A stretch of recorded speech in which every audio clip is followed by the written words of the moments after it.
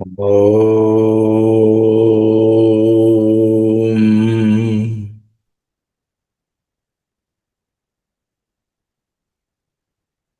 Om. Om.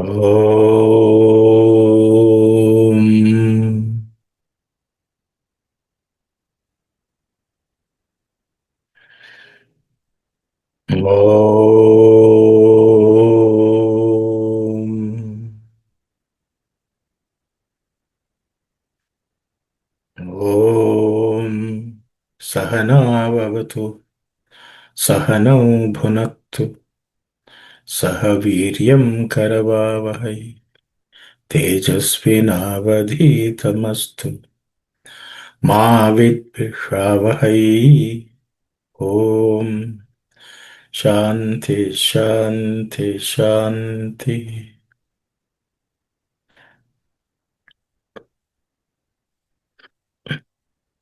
Sairam, everyone. Just to level set where we are studying the second chapter of Bhagavad Gita, and uh, Swami's teachings are being used to study this second chapter of Bhagavad Gita called Sankhya Yoga. At the moment, we are studying the verses related to Buddhi Yoga, which Sri Krishna is teaching Arjuna. We have seen about 45, 46 verses, so we are going to look at the 47th verse today. It's a very well-known verse. Let's look at it.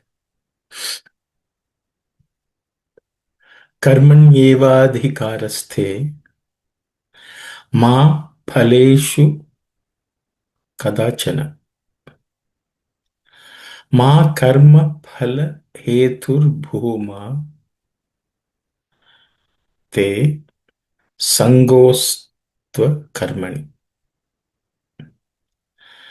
Karmanyevadhikarasthe ma phaleshu kadachana ma karma phala hetur bhuma te sangostva karmani. Karmanyevadhikaraste ma phaleshu kadachana ma karma phala hetur bhumaste sangostva karmani. Let's look at some sandhi-related factors. Sorry, pronunciation-related aspects. Karmanyeva dhi. This dhi is aspirated. Karaste ma phaleshu. The pa is also aspirated. It's the second letter in the pa varga. Phaleshu. The sh is again cerebral sh. Kadachana. Ma karma phala. Again the pa comes. Hetur bhu. Again the bhu is also aspirated because the fourth letter in the pa varga. Sangaste swakarmani. There is no aspirated consonant. Just something to point out. Phaleshu. Generally, some people pronounce it as phaleshu also. That's influence from certain foreign pronunciations. But pa is the right Sanskrit pronunciation. Pa and pa. Okay, phaleshu. So I thought I will just point that out. Let's look at some sandhi-related aspects. The first word, karmanyevadhikaraste, is made up of four words. Karmani eva adhikaraha te. The karmani and eva, because karmani the ni has an and and a to come together to form ye. Okay, a becomes ye. So it becomes karmanyeva. The verb plus a join to make a longer verb which is va. So it's karmanyevadhikaraha. The visarga in the adhikaraha, the visarga becomes is because of sandhi, as it is followed by te. So it becomes adhikaraste. So if all four of them are put together, it's karmanyevadhikaraste. Ma stands alone. Phaleshu, Phaleshu and Kadachana also. There are no sandhi related changes in each of these. In the second line, Ma again stands alone without any sandhi related changes. The next one, next word which you see is Karma Phala Hetur Bhuma. Bhurma. Sorry, I think I didn't forgot the Ma Karma Phala Hetur Bhurma. Okay. Karma Phala Hetuhu is one word. It's a compound word. I have just separated each of the individual components of that word. Karma, Phala and Hetuhu. Bhu and Ma. All these three make Karma Phala Hetur Bhurma. Hetuhu, the Visarga becomes Ir, so it becomes Karma Phala Hetur Bhu. The Visarga in the Bhu makes it also becomes Ir, and so it becomes Bhurma. So Karma Phala Hetur Bhurma. Te stands alone. Sangaha Astu Akarmani. Join together make Sangostva Karmani. So Sangaha and Astu, where the Visarga becomes U. So Sango, the A becomes silent. So it becomes Sangostu. Tu and U and A becomes Va. So it becomes Astva Karmani. Astu plus Akarmani becomes Astva Karmani. So Sangostva Karmani. So that's the word which we see here due to Sandhi. Let's look at the word-to-word meaning.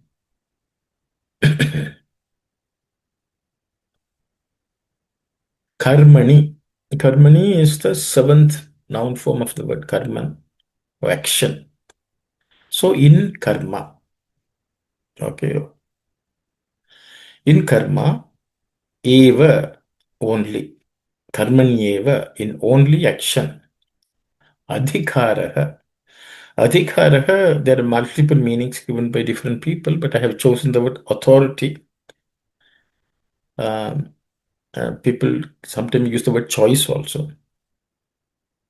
But I think adhikaraha seems a better meaning in English. It's very difficult to translate in English anyway. Adhikaraha means authority.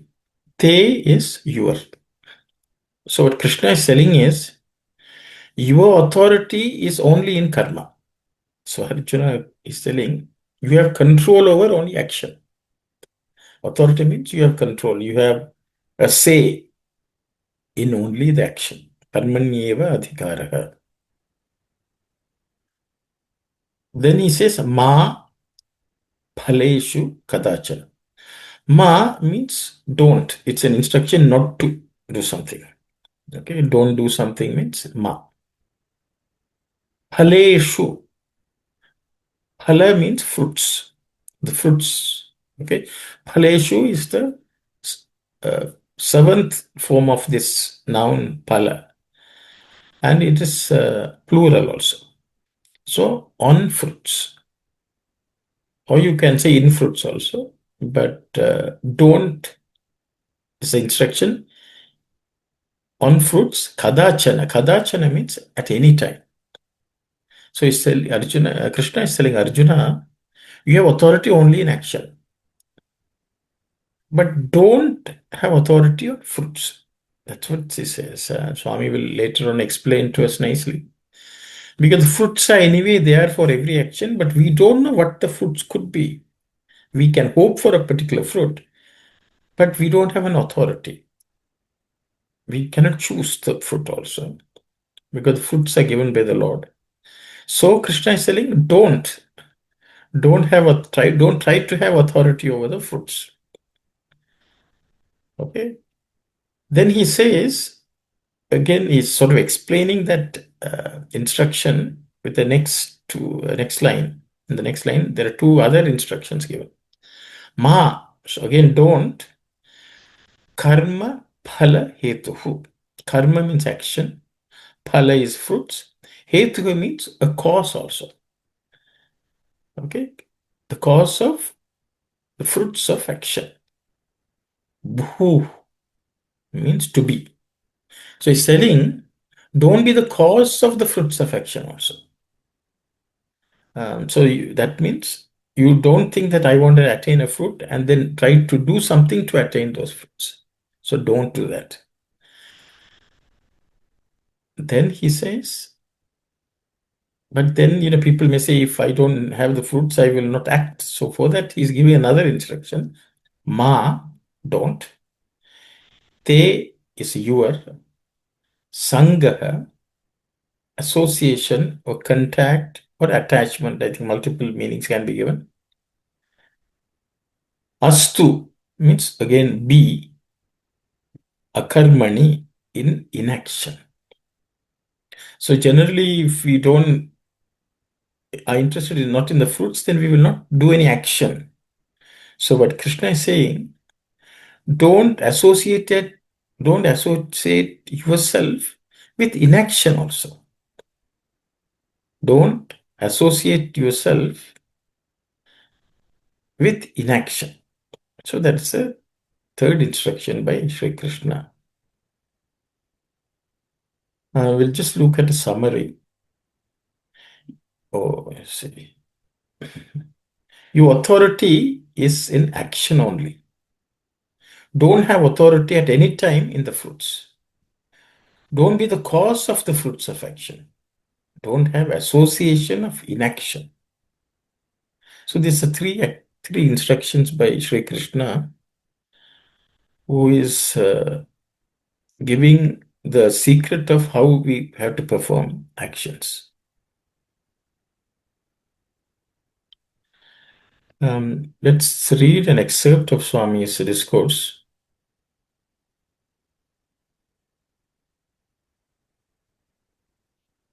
When desire to attain the fruit of action is renounced with full awareness,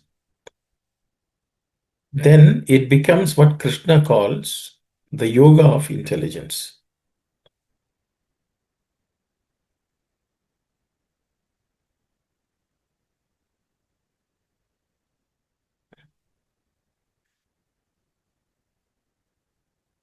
Again, read. When desire to attain the fruits of action is renounced with full awareness, then it becomes what Krishna calls the yoga of intelligence. Buddhi yoga. The intellect has to be purified and trained, otherwise, it is impossible to give up attachment to the fruits of action and to continue doing things as either duty or dedication. Such a purified intellect is named Yoga Buddhi. Cultivate it and then, through it, liberate yourself from the bondage of action, karma. Really speaking, the true you, is above and beyond action. You might say you will desist from action, karma, rather than practice the difficult discipline of renouncing the fruits thereof. But that is impossible. No, it is inevitable. One has to do some action or other. Not for a single moment can one free oneself from action, says Krishna in the 3rd chapter of the Gita.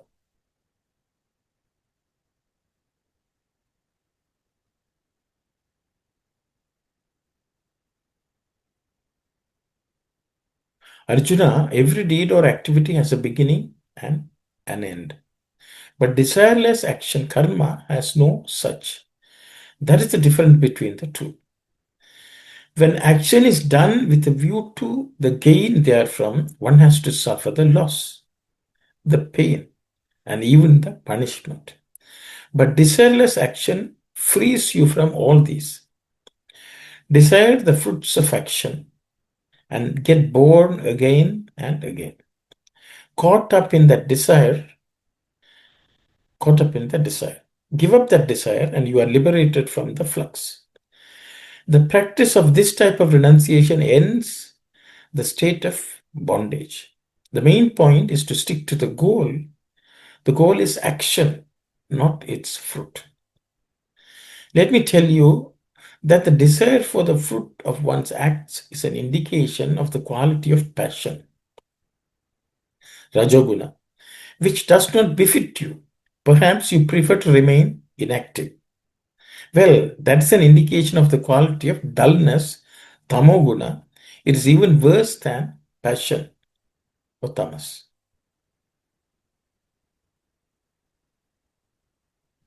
The Lord has laid down 4 commands, a do and 3 don'ts.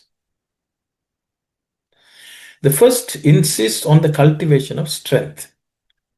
The rest require the avoidance of weakness. Of course, it is not Arjuna alone that got such advice. All mankind needs it. Arjuna is only the representative man. Students of the Gita must learn this lesson first. The Gita is primarily for every seeker. Another point to be noted is this. The Gita is addressed to humanity, not to birds and beasts or to gods. People perform acts that are prompted by the desire for the fruits thereof. If the acts do not yield fruit, they will not perform the acts at all. Profit, gain, reward, result, these are what people seek.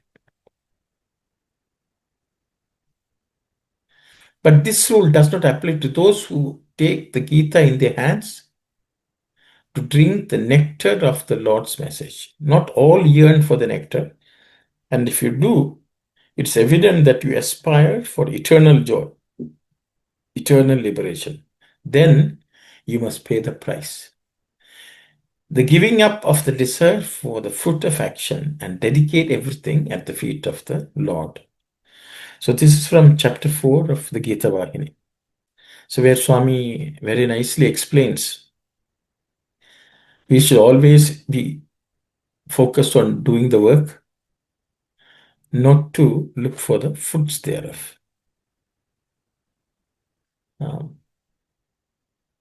See, there's a nice point which Swami says, when we desire for the fruits of action, there's an end. But when we do not desire for the fruits of action, there is no end. Very nice statement. Because what happens, we keep on doing something, then we stop and see where the fruits are. But a person who is only engaged in doing action, he will complete one action and go on to the next one. He will not stop action at all. Yes, Uncle Gopalan.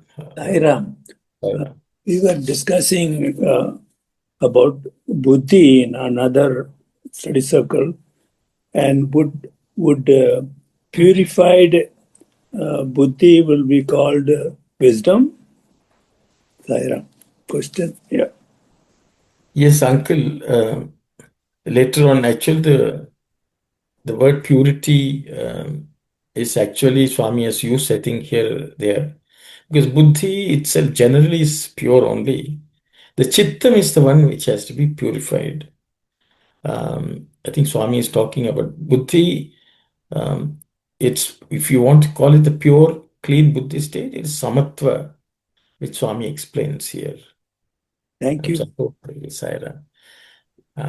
Sairam, Auntie Pala, I think. I think Civilization Auntie, I think it was a mistake, maybe. Yes, Sister Vani. Sairam, brother. So, can the fruits of action, the karma pala, can come from unintentionally? Like, even though if we are not intending to get it, can it come unintentionally? I think the fruits of action, for every action, there's a fruit. I think Swami, in the next verse, is saying the fruits cannot be avoided, whether intentional action or unintentional action. But the real karma yogi or one who is practicing Buddha yoga will not pay attention to it, is my understanding, sister. Every action has a fruit. I think Swami will say, there's no action without fruits. But we have to sacrifice those fruits or not pay attention to those fruits. I think not paying attention. I think Swami, in the next few, actual Swami is nicely explaining some of this, I hope. Okay, thank you. Thank you, sister. And I have another excerpt. I think that will, yes, Kalyani. Oh, sorry. Just to follow up with what Sister Vani was asking. So, any action will unintentionally or intentionally will have fruit, but when Krishna is saying in the verse, "Do not become the cause of the fruit of action," how do you do that? Because regardless, you will be causing fruits. Yeah, so I think what we can see is, we are continuously breathing, okay? And which is an unintentional activity. But because of that, we are alive. The fruit of that unintentional activity of breathing is that we are alive. But then we can also say, I will intentionally try to breathe, which is actually, you can say, pranayama. But in pranayama, you're supposed to breathe, take deep breaths and breathe out. That also should be done without any stress. So if anyone does even the pranayama with some element of stress, wanting to achieve something, we can cause some problem because we don't know. That's why it is said, under the Guru's direction, you have to breathe. So the thing is, that is what is causing a fruit. Normal breathing without any other stress is we can live very peacefully. But once we start working towards a fruit, an end result, there's a potential for some problem. That I would say being a cause for a particular fruit. Is the way I understand. I hope. Yes. Thank you so much. Yeah. So it's contriving to do anything in this world. So that contriving, is wanting a particular result in a particular time, a particular way. And then that becomes a problem because we don't have control over the fruits. So we may end up with fruits which we may regret. I think that's my understanding. Okay. Thank you, Uncle. Sairam, Sister Aruna, I think you raised your hand. Sairam, brother. See, the fruit of an action, to reach a goal is not a fruit of action. Am I right? Please. Because it was said in the What is the previous goal? slide. Sister, what is the goal? What is the goal? When you're doing an action, you will have something to, like, in your set of mind to realize who you are, or doing some service to, based on, we learned yesterday, you have to know what is Paravidya, to going towards that. That's a goal, right?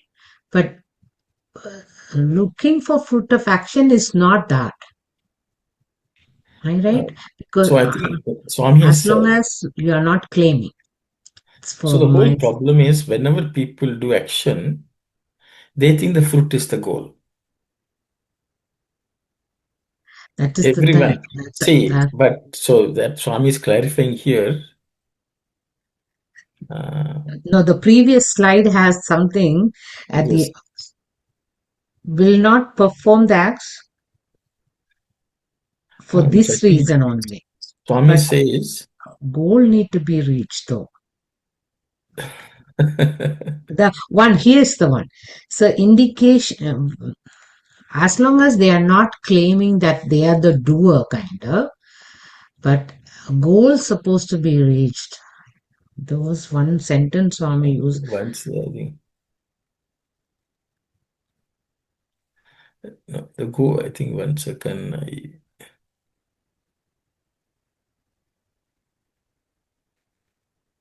Oh, this. See, wait, I think Swami, where my statement is there. Wait 1 second.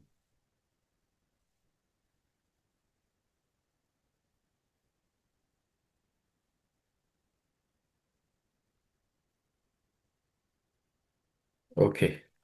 So this is where it is, sister. The practice of this type of renunciation in the state of bondage. The main point is to stick to the goal. Yeah, that's the thing. Okay. The goal is action, not its fruit. The goal is only action, not the fruit. Yeah. Okay. Right. Hard to understand. Okay. So, because we are all conditioned to do action for a fruit, the fruit of action. All human beings in this world are doing that. So, what the Shastras tell is this is what you do. The Shastras always tell you what you should do, what you should not do.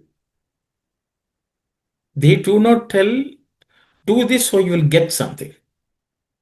So, then your question is, oh, when we attain the Lord, I think that is the goal. It's a general. So, that is why Swami says, as soon as you're practicing sadhana, the goal is achieved. As soon as you start doing sadhana, goal is achieved. The goal is only to travel.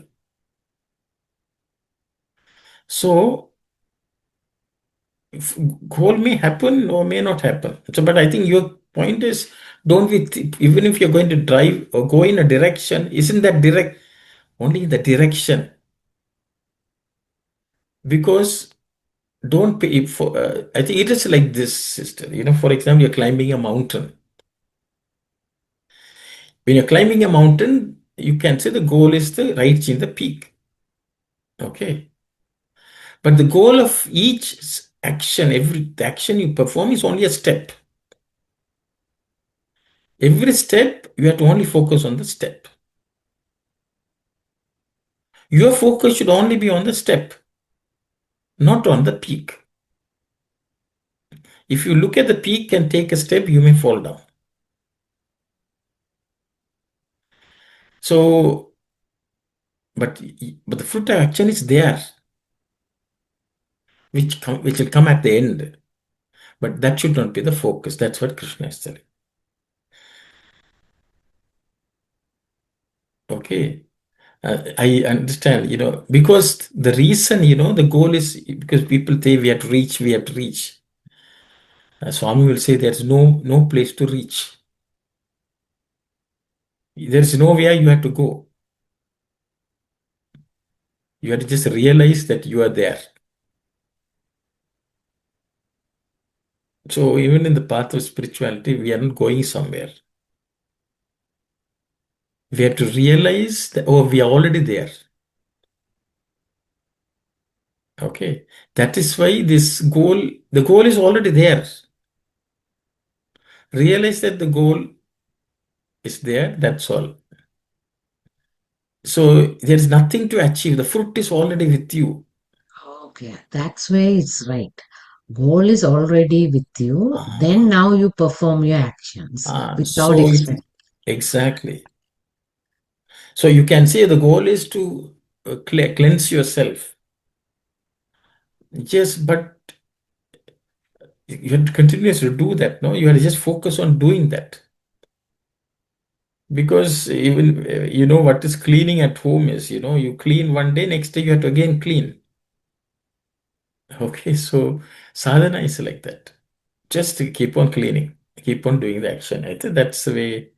So I'm said if you keep on doing that, as Uncle Gopalan said, you will reach purity. All action is Chittasya Shuddhaye Karmaha. That's again from the Gita. The Chitta is cleansed by action. Krishna is talking about that. Okay. So I think I hope, I know it is, as you said, it's very difficult. to do action without having the fruits of action. Because what happens is, if you don't attain something, we are troubled by it. For example, we tell somebody to do something, if they don't do it, we are troubled. Because we had that goal in action, if you just tell somebody to do something, there's nothing wrong.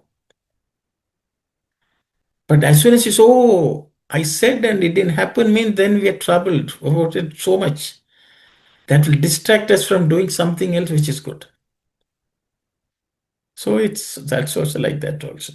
Okay, so I will read the next excerpt. I think by the Thank time you. we study, hopefully we will all be clear. If you have an eye on the fruit of your actions, you are liable to be affected by worry, anxiety, restlessness. So that's where Swami is starting. So if you have the fruit of your actions, if you have the eye on that, you're bound to be worrying, you're bound to have anxiety, you'll be restless.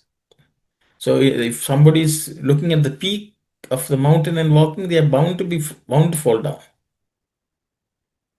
And they will never reach the goal ultimately, if we want to call it goal. You may reach the goal, but you should not pay attention. You should not keep that as the focus. So the question may arise, if the fruits have to be given up, how can one manage to live? Oh, But why this weakness of heart, this nervousness?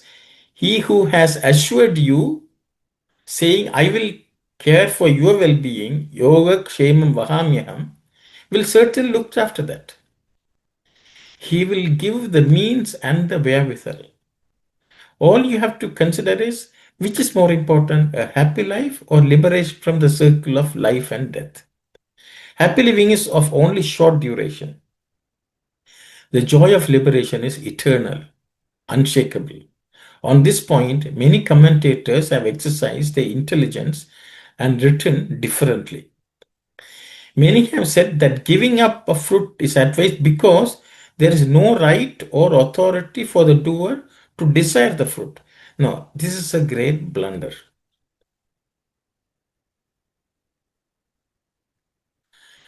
The Lord has said in the Gita, refuse the fruit, mahaphaleshu.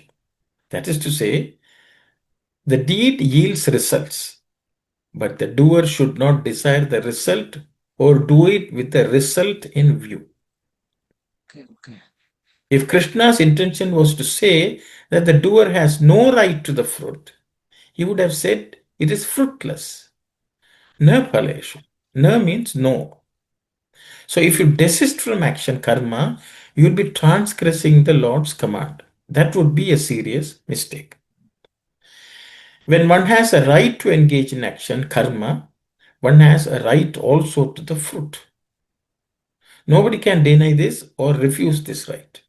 But doers can, out of their own free will and determination, refuse to be affected by the result, whether favorable or unfavorable. The Gita shows the way. Do, but don't be attached to the consequence. Don't attach to the consequences as a true. The desire for the result of your action. Yes, Sister Vani. Sorry, you may want to finish and I'll wait till the end. Okay. The desire for the result of your action is a sign of passion, Rajoguna. The desire for the result of your action is a sign of Rajoguna. The giving up of action because you cannot benefit by the fruit is a sign of Tamoguna, dullness.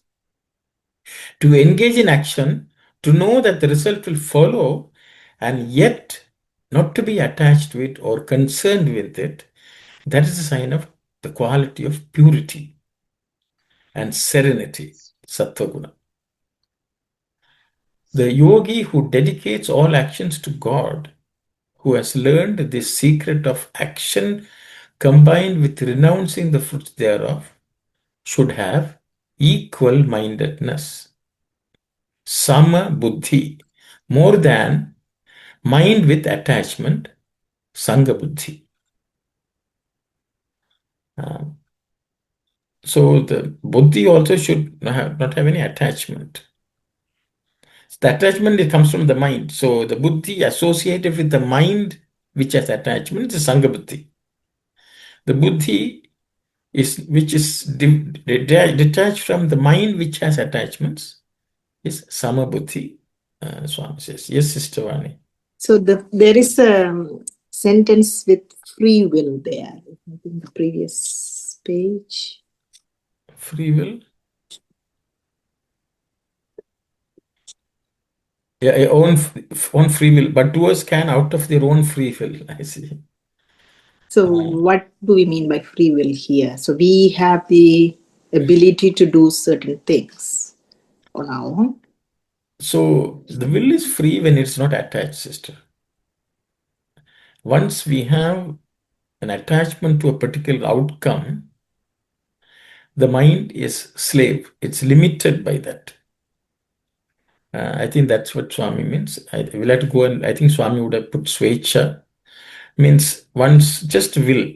I think the word free can be a bit challenging. Okay. So will. That's how we have to interpret. Okay. exactly, because see, sometimes in translating something, some of these common words are used.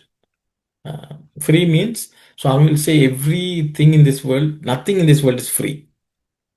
Especially with as far as body and mind are concerned. As long as we attach ourselves to the body or the mind, there's no free will because we are limited by something. You are not even free because the fruit is binding you. So then it's not free. So from that sense also you can say which is not shackled by a desire for a particular outcome. I think that's the way to take it. Is my understanding. I hope. Yeah. Thank you, brother. Right. The next verse. So these are fourth and fifth. Yes, Uncle Gopalan. Sairam. Would this mean Sharanagati? Yes, that's another way to achieve that, Uncle. I think Swami is covering that a little later in one of the excerpts. Thank you. Thank you, Sai. So we'll go to the next verse, which is the 48th verse. Krishna is explaining this further. Yogastha kuru karmani sangam tyaktva dhananjaya siddhya siddhyoho samo bhutva samatvam yoga uchyate. Yogastha kuru karmani sangam tyaktva dhananjaya siddhya siddhyoho samo bhutva samatvam yoga uchyate. Yogastha kuru karmani sangam tyaktva dhananjaya siddhya siddhyoho samo bhutva samatvam yoga uchyate. Let's look at some pronunciation related aspects. Yogastha. The tha is second letter in the third class of consonants. It has to be aspirated. Kuru karmani sangam tyaktva. No aspirated consonants. Dhananjaya, the dha in that word Dhananjaya is aspirated.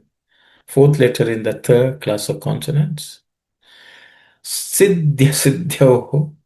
So here, siddhya, this idhya has, there are three letters actually. Id, and ya. The middle is the fourth letter, so it has to be aspirated. Siddhya, okay. And again, dho, again it comes. There are ida, tha, and ya.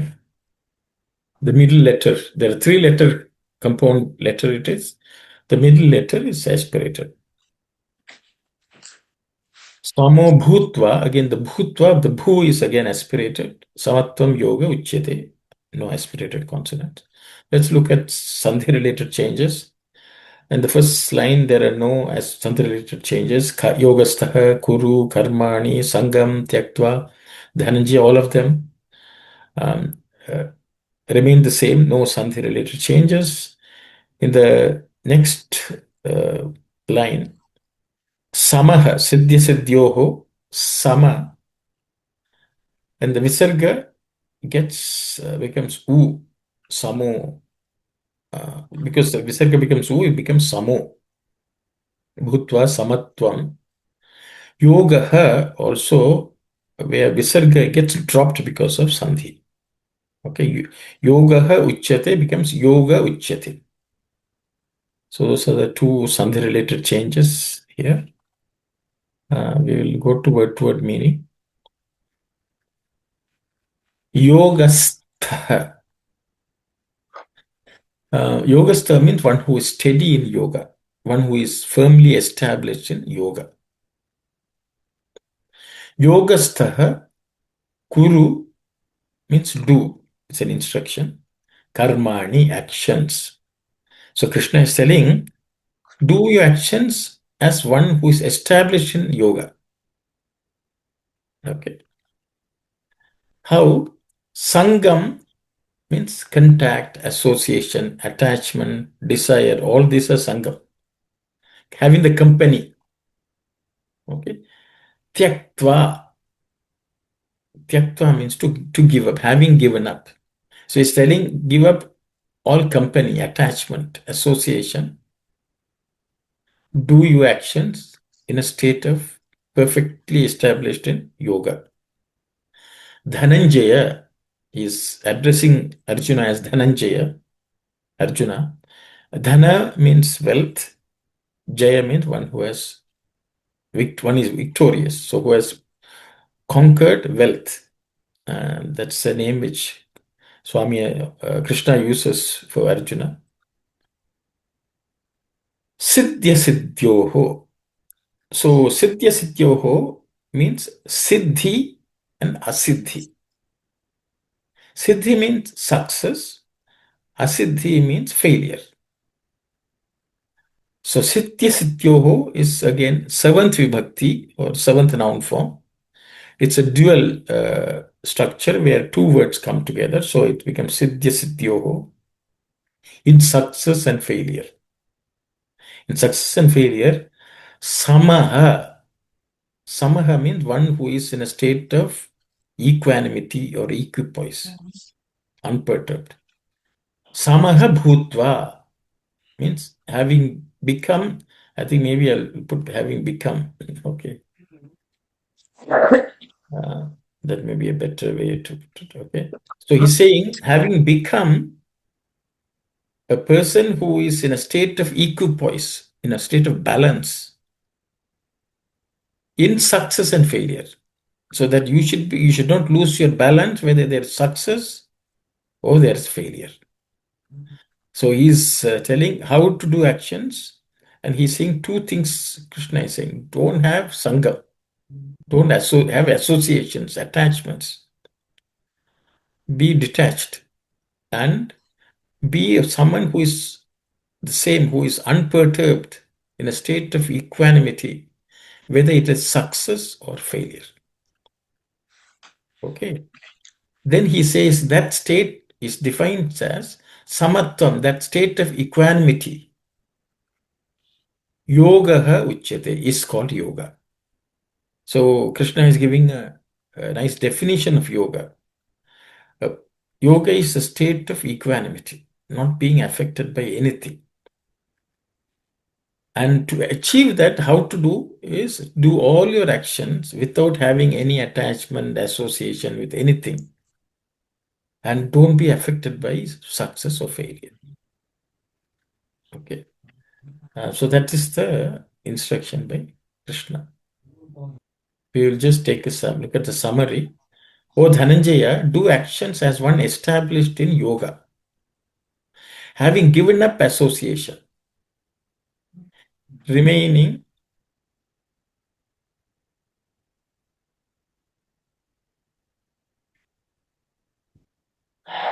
okay. I think I think, sorry, I think I didn't. I'll just.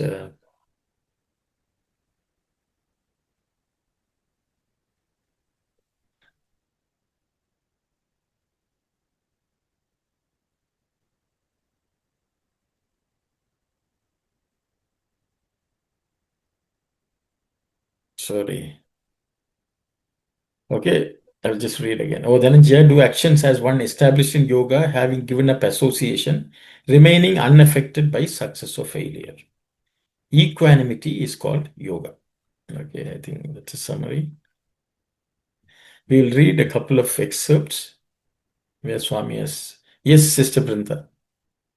Sairam brother, the meaning of associate yourself to something, does it mean you don't get yourself involved in it? Like when you do something, you have to involve yourself and do it, right?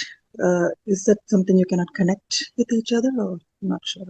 Yeah, so the thing is, Vairagya is, Swami would say, sometimes you say, let's say we work with jackfruit. You're going to cut the jackfruit and take the fruits, the individual fruits. What we have to do is we have to apply some oil on our hand. And then only you start working on it. You touch the jackfruit, but with oil on your hand so that it doesn't stick to you. So in life, anything which we do with anyone, we should have that thing which protects us from getting stuck. And that's the way to do it. So I hope that answers your question to some extent. We have to. Thank you, sir. We have to touch and do things in this world. We have to be associated with people also. But we should not allow that to, we should never get stuck. That's where I put. Okay. So sometimes that holds us back in life. So I will leave it at that. And I think here also Swami is, I think it's a art. That's all I can say. We have to touch, but we should not touch.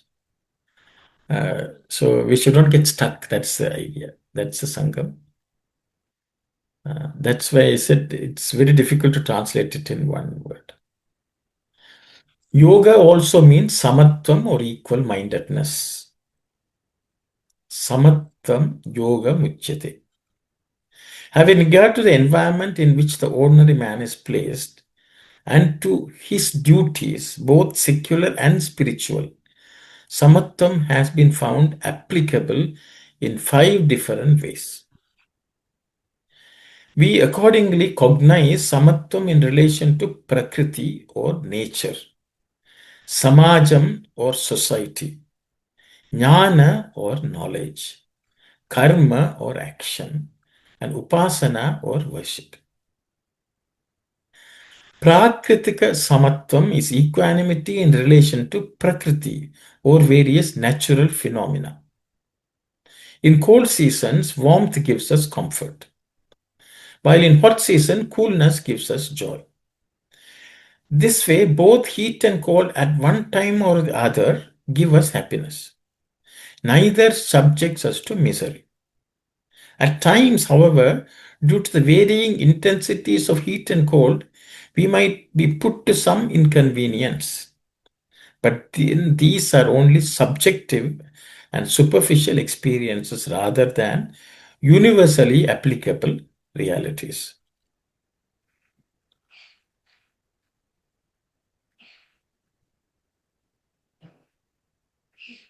Essentially, both heat and cold give us happiness. In the same manner, pleasure and pain also bring happiness to us. Without pain, one cannot appreciate the true value of pleasure. It is only in the light of sorrow that joy assumes greater prominence. Thus, pleasure and pain, or happiness and misery, should be looked upon with an unruffled mind and with the same sense of detachment. It is very necessary for us to develop prakritika samatvam. That is, this is especially So for students who tend to be impulsive and let success and failure influence them easily and profoundly. To be impulsive is a sign of human weakness. Everyone should recognize the truth that pleasure is but an interval between two pains and face the trials and tribulations of the world in a calm and collected manner. The alternating experiences of pleasure and pain actually prod us on along the path of righteousness. Samajika samatvam, or equanimity, which man as an integral part of society should possess, comes next. Society too subjects man to the dual experience of joy and sorrow. For instance, both praise and blame come to man from society in which he lives. Praise and blame are like the two faces of the same coin, and they always haunt each other. We should be perturbed by neither. We should regard both adulation and censure as stepping stones to progress. When a well is being dug, the earth that is removed from the pit forms a mound by the side. The mud in the mound is the same mud that was in the pit. Praise and calumny are like the mound and the pit and are essentially of the same origin. Realizing this, the mind should be trained to develop equanimity in terms of man's relationship with an existence in society. Jnana Samatvam is the third type of equanimity which we should try to promote in us. This basically consists in recognizing the identity of the Atma that permeates all beings irrespective of caste, color, or creed. Religions may be different, but all of them lead man to the same goal: God. Garments may be different, but the fabrics is the same. Ornaments may be various, but the gold is the same. Cows may be different hues. Cows may be of different hues, but the milk is one. The electric bulb may have varying wattage, sizes, and colors, but the electricity that lights them all is the same. Similarly, the jivas and the animals are myriad and multiple, but the life force in all of them is essentially the same.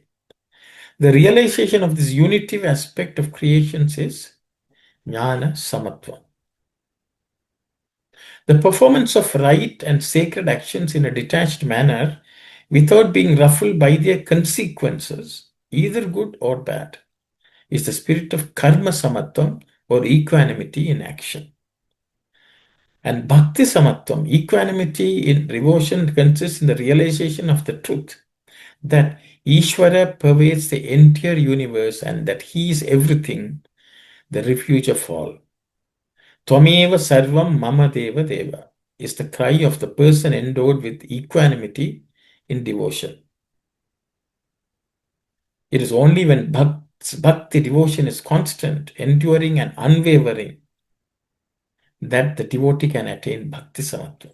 The flow of love for God should always remain the same and be steady. I think Uncle Gopal was telling about surrender, Sharanagati, it is mentioned.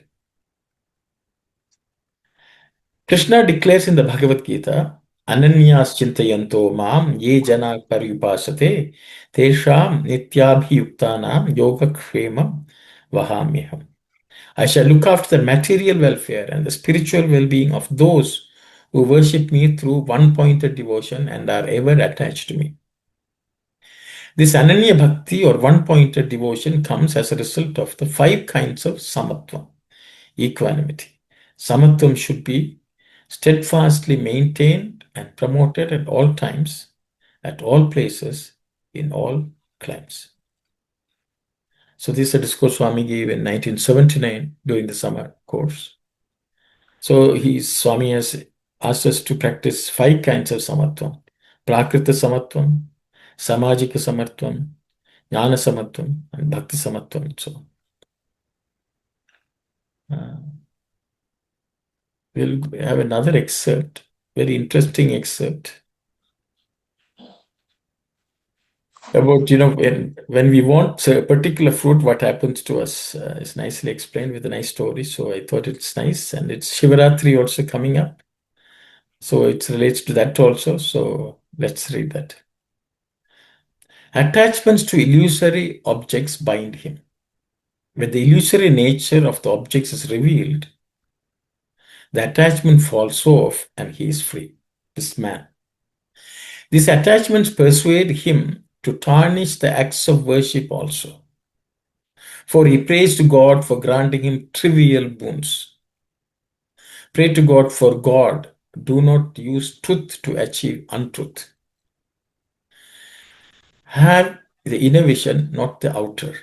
Do not be attracted by the objective world. Concentrate on the subjective world. You do not scatter the seeds on the surface. You plant them deep enough for the roots to get a foothold.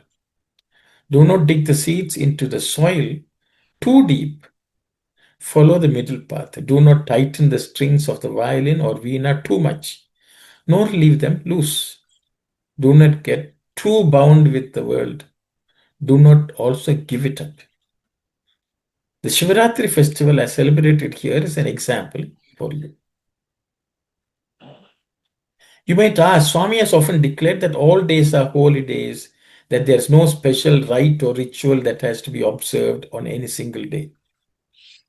But Swami himself is pouring vibhuti, holy ash, on the idol and call it abhishekam, anointing the idol. Is this right? Swami is doing so to teach you a lesson.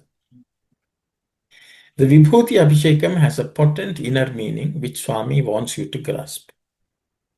The vibhuti is the most precious object in the truly spiritual sense. You know that Shiva burned the god of desire or karma called Manmata. For he agitates the mind and confounds the confusion already existing there into a heap of ashes. Shiva adorned himself with that ash, and thus he shone in his glory as the conqueror of desire. When karma was destroyed, prema, love, reigned supreme. When there's no desire to warp the mind, love could be true and full. What greater offering can you give God to glorify Him than the ash signifying your triumph over tantalizing desire? Ash is the ultimate condition of things. It cannot undergo any further change. The Abhishekam with Vibhuti is done to inspire you to give up desire and offer Shiva the ashes of its destruction as the most valuable of all the articles you have earned. Ash cannot fade as flowers do in a day or two. It does not dry or disappear or get soiled and unpotable as water does. It will not lose color as leaves do in a few hours. It does not rot as fruits do in a few days. Ash is ash forever and ever. So burn your vices, your bad habits. Worship Shiva, rendering yourself pure in thought and word and deed. Shiva is worshipped with the three-leaved bilva, for he is immanent in the three worlds, in the three phases of time, in the three attributes of nature. He removes three types of grief. He has no basis outside of him. He is the source of bliss. He is the embodiment of the sweetness and efficacy of nectar. Since every being is Shiva Swarupa, of the nature of Shiva, for without Shiva, it's mere Shava, corpse. Man has to live up to that divine status. Scholars and Pandits who propagate Dharma, right action in our country are doing great disservice, for they cast doubts on the very majesty of Godhead. Swami Karunyananda spoke now of the episode where Brahma became jealous of Krishna and stole the cows and cowherds from him in order to bring discomfiture on him. He said Krishna created the same number of cows and cowherds, everyone exactly similar, and thus foil Brahma's conspiracy. People who hear such tales will naturally wonder how gods can be envious of each other, just like human beings. Their faith the divine will be undermined thereby.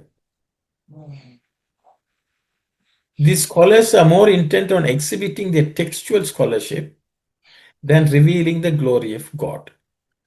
They do not mind the damage they cause to the very cause they are pleading for. There was an old woman in a village some years ago. She sold a patch of land that she owned, and with the money she had, 4 gold bangles made, 2 for each arm. She wore them with great joy and went along the streets very proud of her new acquisition. But she was disappointed because no one in the village turned aside and looked at her bangles. She could as well have not worn them, for the villagers did not notice any difference in her. She tried various means to attract their attention towards the bangles, but without success. One night, she could not sleep at all, for this neglect pained her much. At last, she got a brilliant idea, which she decided must succeed. The villagers must be drawn to notice the bangles. Next day after sunrise, she set fire to her own dwelling house. When the flames rose and the commotion ensued, the villagers rushed towards her, sitting and wailing in front of the burning house. She shook her hands pathetically at the faces of the frightened villagers, causing the bangles to jingle and shine in the red light of the high flames, crying out, "Alas, my house is on fire. Oh, pity my fate. God, don't you see my plight?"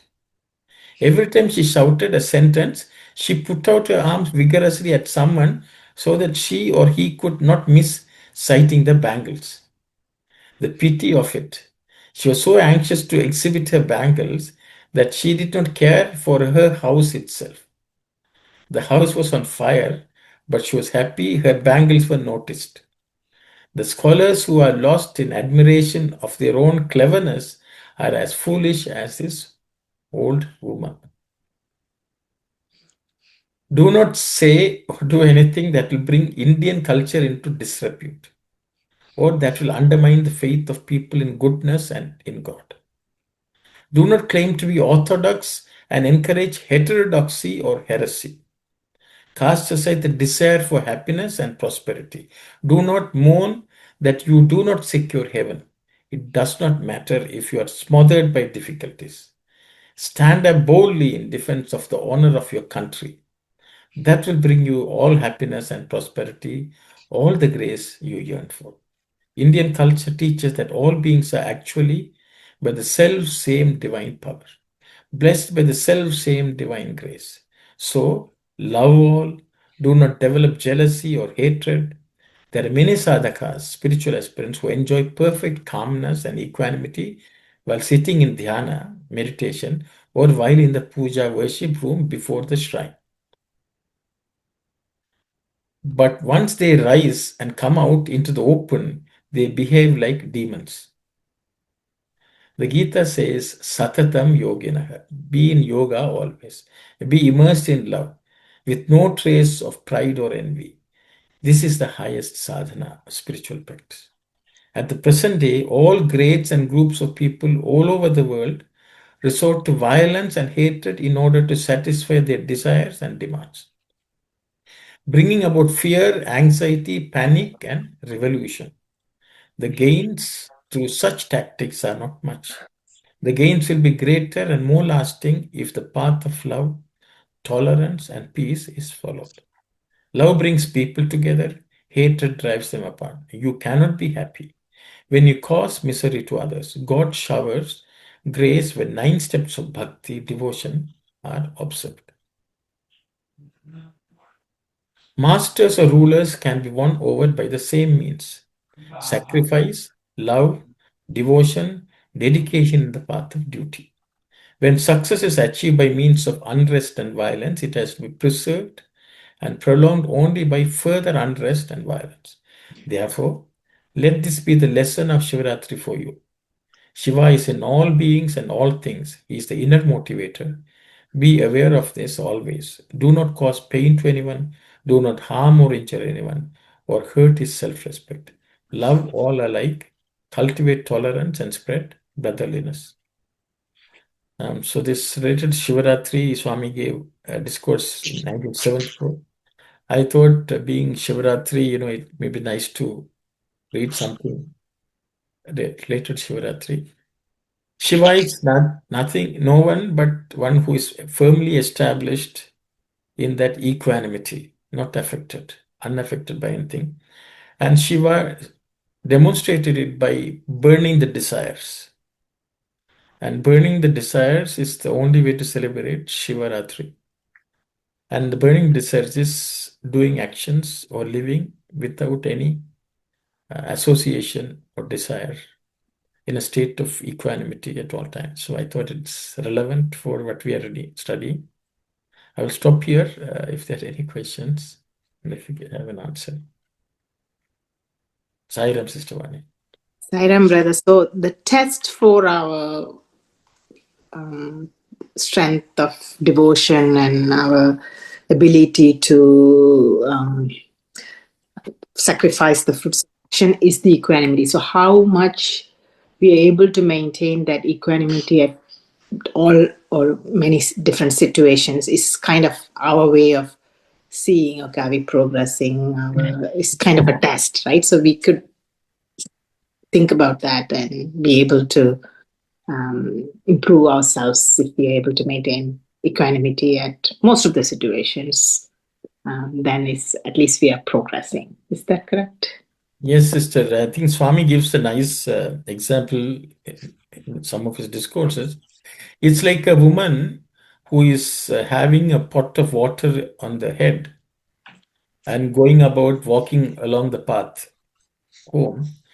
Whatever happens, she will make sure that the pot doesn't fall off. So that is balance.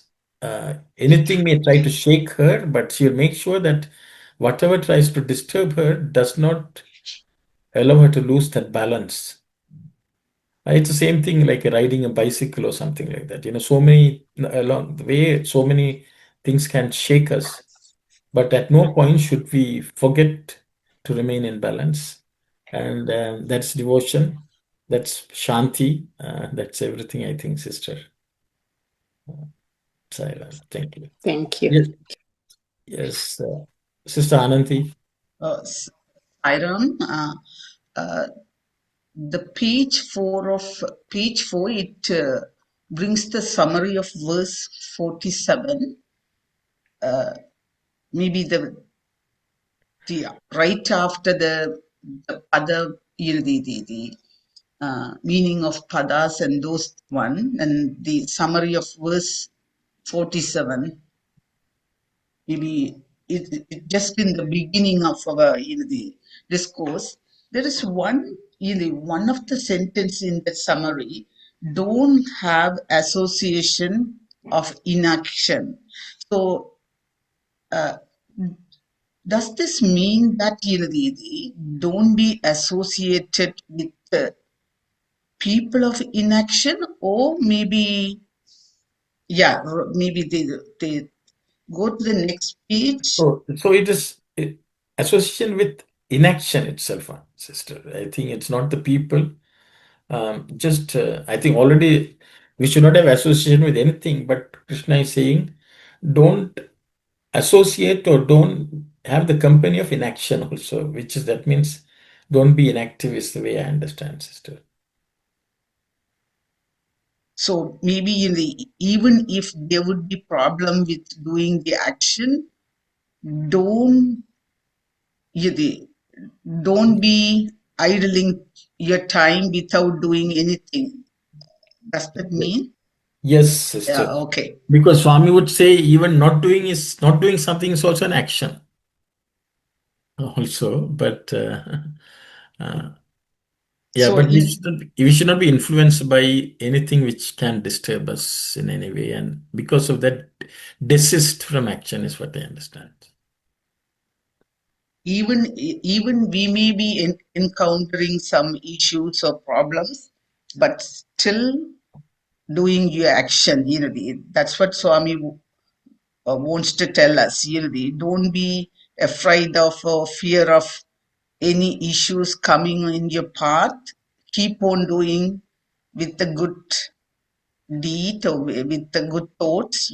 That's the essence of this one. Yeah, maybe. Yes. Yeah. Yes, Okay. sister. See, generally we decide to do something based on what we want to achieve. But when Sri Krishna talks about it, he's only talking about the right action which is prescribed in the Shastras.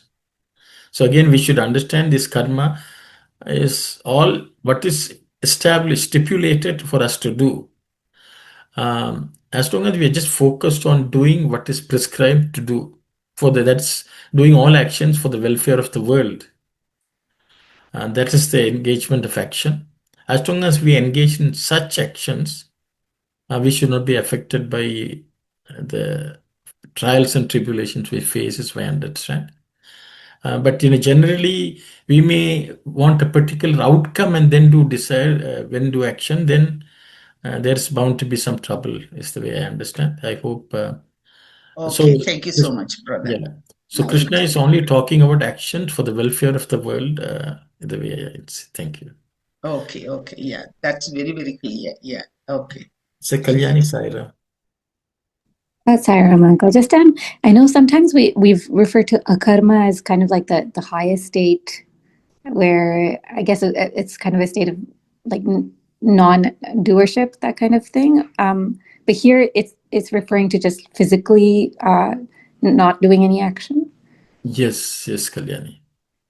I think Swami has discussed karma, vikarma, karma, all that in Gita, and we have discussed. Yes, what you say, Swami would say, the akarma there is with doing action without the doership. Yes, as you said, yes. But here it's inaction. Okay. Yes. Yes, Sister Aruna. Brother, though there's one thing I was really thinking about it. Swami is using one word. I don't know whether it's a translation or not. Do not use the truth to achieve untruth. What does that Yeah, mean? so see, so Swami would have used the word Satya and Asatya in Telugu. Satya means that which is permanent, that does not change at all 3 times. Okay. Asatya means that which will Yeah. not last. Mm-hmm. Okay, so what Swami is saying is, you go to God who is truth. You ask for things of the world which is untruth, which do not last. So don't go to God for the sake of the world which will not last. Go to God for the sake of God alone. Because, see, we should not, Swami will say, don't go to the Kalpataru, wish fulfilling tree, and ask for coffee powder. Coffee powder will only last for few minutes or few hours. But you went to Kalpataru, get something of value, you bring the Kalpataru itself. So here Swami is saying Satya means God. Asatya is the world. Satya is that which lasts forever. Asatya is that which does not last. So for temporary things, do not go to God. I think that's the way. I think Swami is explaining that further. Okay, great. Thank you. Siren, sister. Sai. So, but once you translate Satya and Asatya as truth and untruth, people say, what is untruth? Somebody telling lies, that's the way we think, but that's not what Swami is referring to. Satyam means Trikala Bhatyam Satyam, that which remains in the past, present, and future without any change. Asatya means that which changes, it does not last. Okay, I hope that answers. Yeah, it's clear now. Thank you. Yes.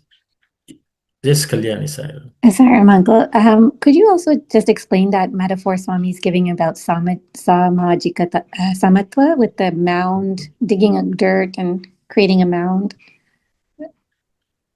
Yeah, so what Swami is, whenever we do something, I think we have discussed this sometime back also. Even when we are doing something good, there may be some bad thing which will actually happen. Every action has 2 sides to it. For example, if we give food to somebody else will have to forego that food. Things like that. Okay, so in this world, when people are praising, there's going to be some people who will blame you. Okay. So it is unavoidable. You give something to somebody, somebody else will say, I didn't get it. This is a natural thing in this world.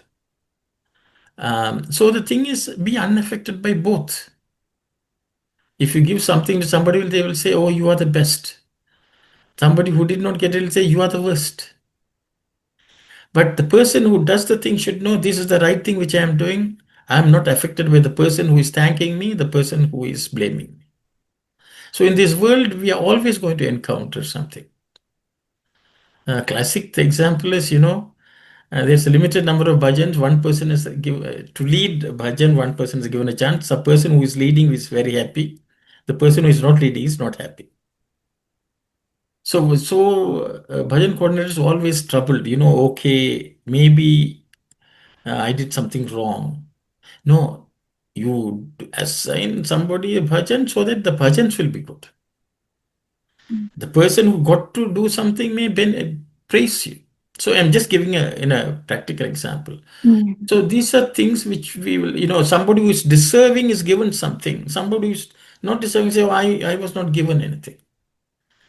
See, many people go to Swami and Swami may talk to somebody, Swami doesn't talk to another person. He will do according to the need of each person who comes. But people may feel upset, he didn't. So these are natural tendencies, but Swami is unaffected. He will say, I'm going there, I will do what is best for everyone. So that's what Swami is saying in the Samaja, you will always encounter this praise and blame. Never be affected by it. As long as you're doing the right thing. Because the praise and blame come only because the people are attached to some desire. That is the only reason they praise it. If somebody is doing some welfare to the world, others say, oh, you're doing something good for the world. That's also okay. They don't need to say. The action of doing welfare itself should be sufficient motivation for a person who is doing it. We should not be unaffected by people's opinions, their reactions. That's what samajika samatvam. I think it's very, very essential when we work in an organization, in a group of people. Half the people are going to, means generally, half the people are going to be upset, half the people are going to be happy. If they attach to a particular desire. And then sometimes we get affected by it. Oh, that person is feeling bad, or this person is saying that you are doing. So I think that's what Swami said. Samajika samatvam is very, very essential. See, Rama sent Sita to the forest. Okay. People say all sorts of things. Rama was unaffected. He thought he was doing what was beneficial for everyone. Even till today, people are doing that for Rama. But Rama, I'm sure, is unaffected even today. Because he had certain, it's not a selfish reason for which Rama did that. It was a very selfless act. He felt that will establish a good ideal for people, and that will maintain peace in the society. So I think there are sometimes tough things are done. Samaja will behave in different ways. Praise and blame will come. We should not be affected. I think that's what I understand. I hope I give multiple examples, hopefully. Yes, Uncle. And just to kind of reconcile this with, what Swami says about marks and remarks. Yes. So Swami always says, even if you don't get marks, don't get remarks.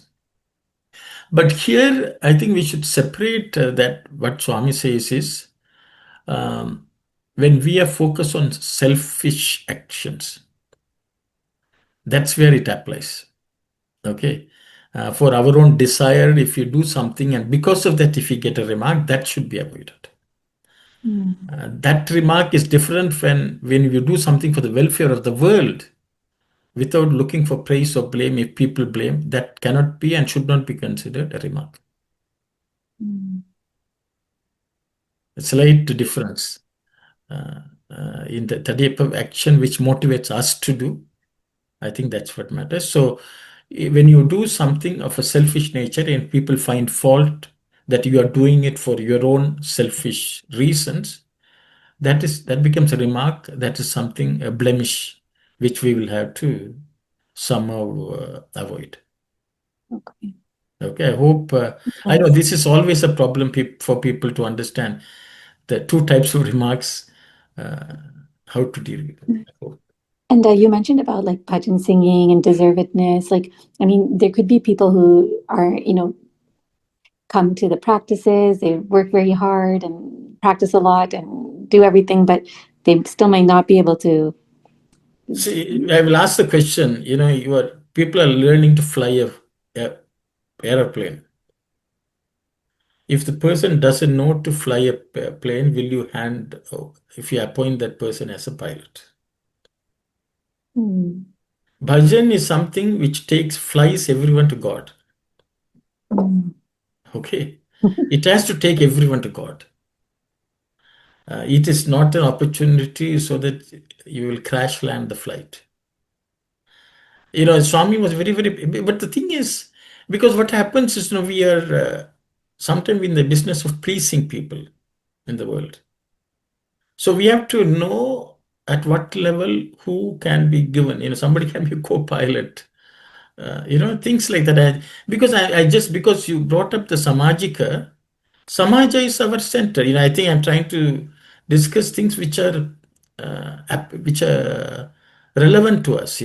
When we work in a society, especially in sadhana. So we should ask ourselves: am I doing this so that this person doesn't blame me, or am I doing it for the welfare of everyone? So this is a challenge. So I think each Swami has to guide each one. I will leave it at that. Thank you, Uncle. Okay, Sairam. Right. I think there are no questions. We'll close with Samastaloka prayer. Sairam. Om Samastaloka Sukhino Bhavantu. Samastaloka Sukhino Bhavantu. Samastaloka Sukhino Bhavantu. Om Shanti, Shanti, Shanti. Sairam, everyone.